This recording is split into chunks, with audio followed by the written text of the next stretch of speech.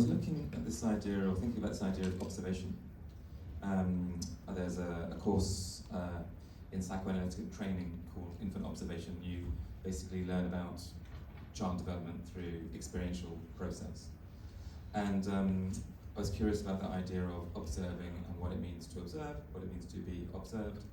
And then also, I think, what happens when we are waiting. So I was thinking about the kind of the process of actually waiting for a child, if you're fortunate enough to go through that process, and what it means to wait, and the ways that we fill space when we wait, either waiting for ourselves or waiting for others. How do we occupy ourselves? And I was thinking, watching other people wait, and the difference now, on a phone, for example, you might fill that space with that, but previously there may have been a sense of anxiety or worry or joy, whatever it may be, whilst you're waiting for the thing you're waiting for. So, yeah. And what changed as you started that process? What changed as you began to explore that with the dancers? I don't think anything changed necessarily. I became more aware of the ways we might fill space, and they were very generous with, we did various explorations, thinking about how it is to be watched, how it is to see other people, and maybe also there's parts of ourselves that we don't want to share, as well as there's parts of ourselves that we do. So there was something about, for example, okay, what might we consider beautiful, but what might we consider ugly about ourselves? And is there this idea of something being ugly? Is there such a thing? If there is, what is it for us? And so we came up with some sounds, for example, and so a lot of the movements you'll see now were kind of created by moving to these sounds, responding to sounds. We call them ugly sounds. They were pretty horrendous to film. And could you just tell the audience a little bit about how you all work together, how that maybe began a little bit, what the practice might be, or how you all work together? Maybe one of the dancers can answer that question rather than me. We've gone quiet all of a sudden.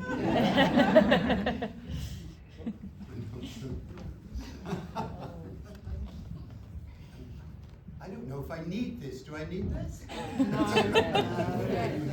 Yes. I will use this. Yeah. I would say we all individually, you can see people had their own individual themes, their own different expressions, and then we had to piece it together, and then we had to, but it was, sometimes it was absolutely torturous, I have to say. And it was a roller coaster of a ride. We worked very hard, and it was, and this is a new company. That's the other thing. There were many of us before, and so we were all getting to know how to work with each other. And that probably took longer than we had anticipated. And in the end, we were very pleased that we really feel like a company now, and everyone is cohesive. Yeah, the process was lengthy.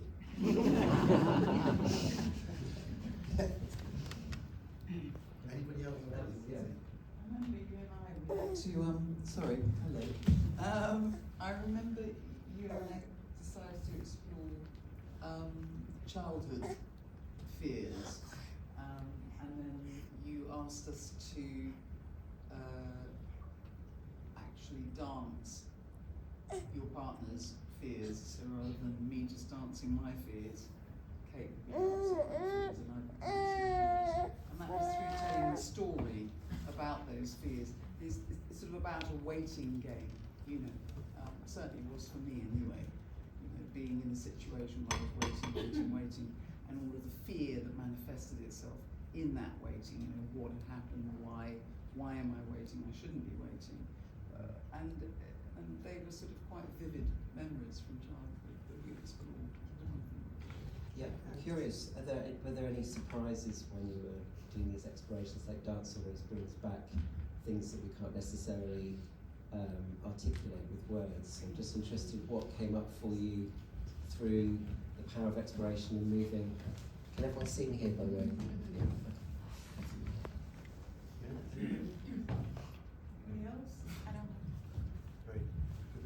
are some things that we did experience because we know each other, we know what's happened to each other in their private lives. So what you're seeing, we recognize quite often where it's come from that particular dancer. And so that's quite moving for us, as just as it's moving for the performer. It was an interesting process, and it brought us quite close together. And I think that approaches, I don't know if we had any surprises, but it just was expression. Right. Anyone else would like to that about the process? What was the question again? Well, we were talking about what came up for you whilst you were working with Jason, and what you may have experienced was you were talking about the childhood exploration, particularly any surprises that came up for you, or what you might have experienced differently through dance. The starting point for my particular solo was just waiting for a train, and what would I be doing? You know, that's not necessarily what manifests itself on stage, but what would I be doing? And it just started off with me just like probably in my mind picking cat hair off from clothes. Two very floofy cats. And Jason was just going more. So it got wilder and wilder and wilder, and it developed from there. And I think as a dancer and a developing dancer, so I'm new to the company, there were three of us that are very new to the company and new to dance, it was quite scary and it was quite challenging, and I think I have a mild disability, I have balance, and I'm hearing impaired, so Jason was saying, you know, get down lower and, you know, and trust yourself, and that was actually quite scary for me to start with, because I just thought I'm going to fall over, you know, and then we kept working, and I had loads of support from the company, and so it, you know, it just started to build and build and build to the point where I felt like I could do it, and just go wild. Permission to go a bit. You know, I do appreciate it's quite uncomfortable to look at. You know, I've had some feedback from some audience members that it's uncomfortable, and I think what's incredible is that I had a great time doing it. You know, I didn't feel awful, and I think Jason made the point that if you were sort of seeing this in reality, what you'd see is me just doing that. That's it. So, you know, it was that kind of having permission to externalize what sometimes goes on internally through movement, and I love that process. I love, you know, however uncomfortable it might be, that emotional connection with an audience, knowing that we are amongst us having, you know, human experiences that we're sharing, and I do strongly believe that it doesn't matter what age, you know, you are, you will resonate with the loss, the joy, the grief, the melancholy, the nostalgia, the anguish that we all go through as human beings. That's really beautiful. Is anyone else, any other moments where they learned something new about themselves, or a moment that felt quite brave for them in work?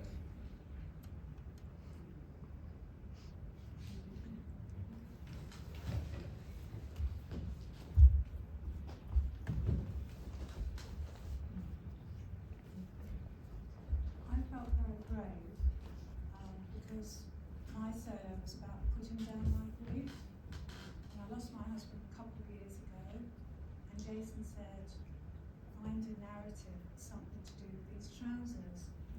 So he was a biker, and so the whole story is about putting on his clothes and remembering him and honouring his memory, but then putting it down, and every time I perform it or we practice it, I'm letting go of a bit more grief.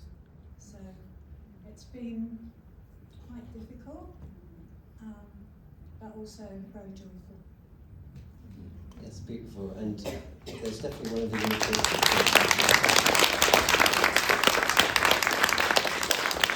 So there were lots of images in the work which I'm still reflecting on and thinking about. So I just wonder if this is a good point just to bring the audience in a little bit. Is there anything anybody would like to think about or reflect with the cast, with Jason, about what maybe they're left with from the work, things you thought, experienced, feeling. Yeah. Yes, it was a fascinating piece, and I'm very interested in the sort of interplay of sound and music. So human sounds were made and words were used, and I recognised T.S. Eliot, and I wondered how, you know, that came up and what decision was made about that. It was very effective, but I just want to know a bit more about that process. Okay, so that was the bit that you're talking about is where Bob is in the centre. It's kind of we call it the eulogy section. Yeah, like a section of the exploration, you know, where we end up is where we were before, T.S. Eliot. Yeah. But also in the bit with Sarah Jane and whoever she was dancing with when they were making sounds, human Yes. sounds, which Yes. almost had a lighter, you know, not comic, but, you know, it was Yeah. kind of made you smile a bit. Yeah. So I'm just interested in all of that. Yeah. And I know we're talking about stories that are often quite dense and moving, but there is joy in the piece, hopefully, as well. So that was a lighter moment. Yes. It Um, was. So that moment was actually some of the more. So when I talked about the ugly sounds, the funny thing about the ugly sounds were we recorded sounds that people made they didn't like. So often it was like coughing, sputtering, sneezing, all these kind of sounds, and they made movements that went to those sounds. Ah. And so I then encouraged them because when they were using the breath, it really changed the movement quality. Mhm. So I encouraged them to allow those sounds to come out as they were moving, and it just stuck, as it were. So the sense of breath and the sounds were important throughout, whether that was spoken word or not. And I'm always tentative about using spoken word because it's so recognisable. And so we tend to kind of latch onto it quite quickly. Whereas with sounds, it gives a bit more space for you to conjure up what it might mean for you individually. And so, Yeah, that's thank why. you. Bit where the man was talking to the woman, I don't know anyone's name, sitting on the chair, and there was something about what your mother told you and things. I'm a bit, I'm deaf, or I've got tinnitus and hearing aids, and I couldn't hear most of what was said. So I wonder what was going on then. Was she upset because of her mother, struggling with troubles of her mother? Speaking as a person who has suffered troubles from her mother.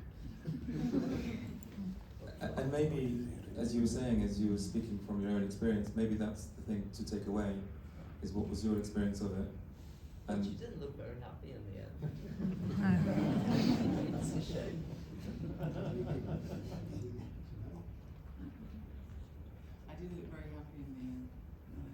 No. It was a sort of there was obviously maybe I probably don't need. Do you want me to have a microphone? Is that the one I'm supposed to have? I thought there was another one. I would say originally what we did, we worked on the idea of a blind date, and Bob was like the inner voice on my shoulder, telling me all the things that I didn't want to hear, you know, that I was afraid of. But it's not just personal to me, it's a sort of, the idea was to give a bigger message really about people who suffer from things like codependency and loneliness, you know, just the basic emotion of loneliness and fear again, and also how to embrace the aging process. You know, so I'm going for a blind date and, you know, why shouldn't I be feeling like this? So, you know, Bob may want to say something about it, because you're right. But it was, you know, it was a bit like Jekyll and Hyde, let's put it that way. It was things that I heard a lot when I was growing up. You know, who do you think you are? You know, it says, oh, if you're happy going out like that, good. Just don't tell them your last name.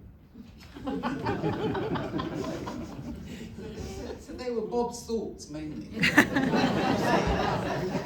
then I'm interpreting them. Thanks.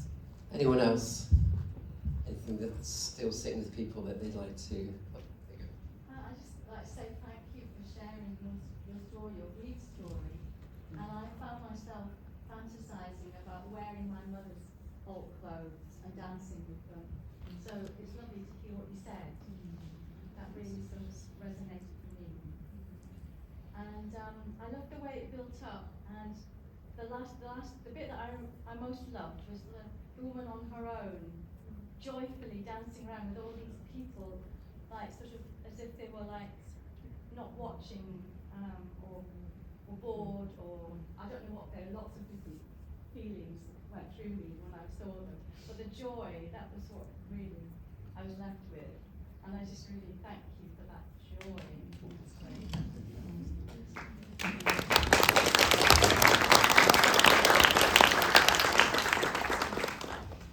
We've probably got time for 2, maybe 3 questions. So is anyone Probably else just one, Stuart, sorry. Oh, just one? Okay. And it doesn't have to be a fully formed question, it can be a reflection or a thought, it doesn't need to be necessarily a question. Yep. I've got 2. Can we have 2 quick ones, Haley? Yeah. Yeah, go on. Is that gentleman, is it? Okay, maybe not, okay. Yeah, I was curious about the chairs. It was wonderful, by the way. But how did the chairs came into the choreography?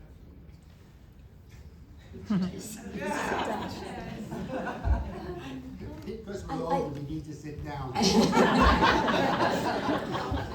think the theme of waiting, we did quite a lot, sort of quite a while ago with sort of waiting. So we experimented before some of Sashika, Joe, and Helen joined us. We experimented with different formations of the chairs on stage or in the studio, and just sort of improvised from there, didn't we? So that's my memory. And we did have some fun actually when we were developing it with the chairs, didn't we? We had a whole kind of, in one of our intensives, so we had full-day intensives, we did musical chairs, didn't we? Which was fantastic. It did get a bit riotous, but yeah, that was part of the process.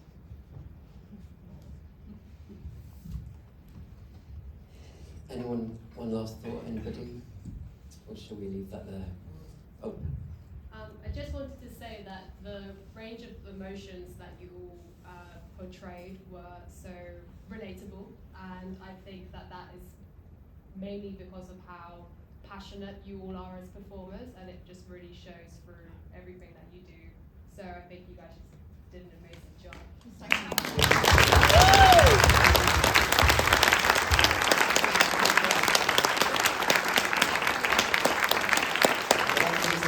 Good place to end. So yeah, thanks Jason, thanks 3 school dancers, thanks for I'm left with lots of warmth and beautiful gestures to think about my journey home. So just one last one.